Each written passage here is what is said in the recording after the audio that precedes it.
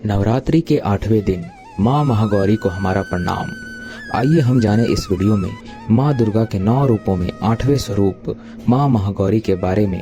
माँ महागौरी ने देवी पार्वती रूप में भगवान शिव को पति रूप में प्राप्त करने के लिए कठोर तपस्या की थी।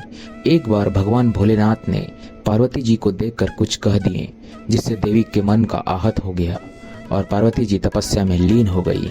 कई वर्षों तक कठोर तपस्या करने पर जब पार्वती नहीं आई तो भगवान शिव पार्वती को खोजते हुए उनके पास पहुंचे और पार्वती को देखकर आश्चर्यचकित हो गए। पार्वती जी का रंग अत्यंत ओजस्वी है। उनका रंग चांदनी के समान सफेद और उनके वस्त्र तथा आभूषण कमल के फूल के समान सफेद दिखाई देते हैं। इससे प्रसन्न होकर वह देवी उमा को गोरे रंग का वरदान देते हैं। इनके ऊपर के दाहिने हाथ में अभय मुद्रा और नीचे वाले दाहिने हाथ में त्रिशूल है।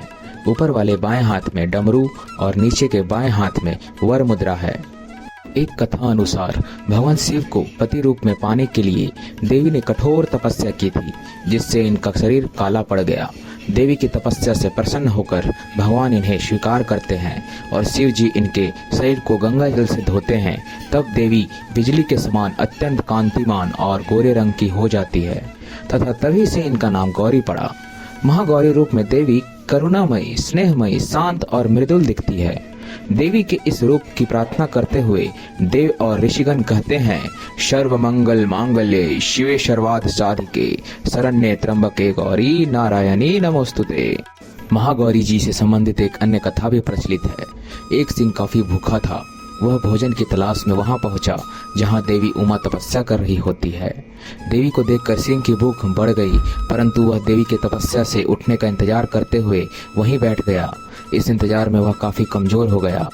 देवी जब तप से उठी तो सिंह की दशा देखकर उन्हें उस पर बहुत दया आती है और माँ उसे अपना सवारी बना लेती है, क्योंकि एक प्रकार से उसने भी तपस्या की थी।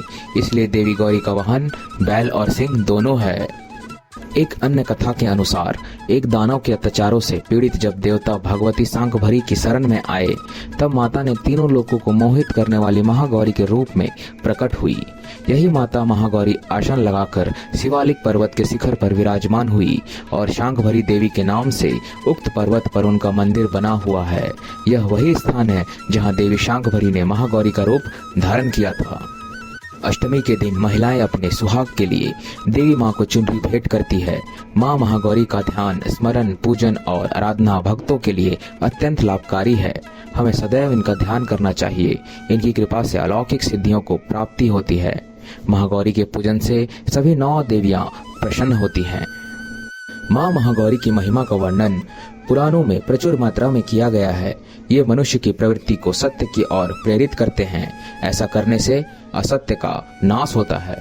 या देवी सर्वभूतेषु माँ गौरी रूपेण संस्थिता नमस्तस्यै नमस्तस्यै नमस्तस्यै नमो नमः। हे माँ सर्वत्र विराजमान और माँ गौरी के रूप में प्रसिद्ध अम्बे, आपको मेरा बार बार प्रणाम है। हे माँ मुझे सुख समृद्धि प्रदान करो। आइए हम सब मिलकर इस पावन नवरात्रि में माँ दुर्गा के 9 रूपों में 8वें स्वरूप माँ महागौरी की पूजा अर्चना करके माँ का आशीर्वाद पाएं।